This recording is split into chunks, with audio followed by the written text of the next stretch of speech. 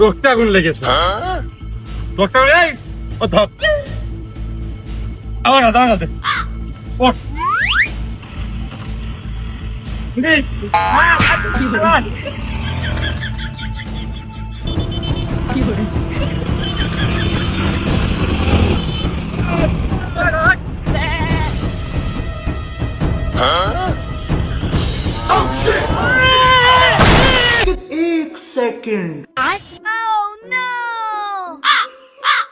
এই দেখো তারা তারা হাগো বাবু, তোমার কি আক্কেল গাড় আছে?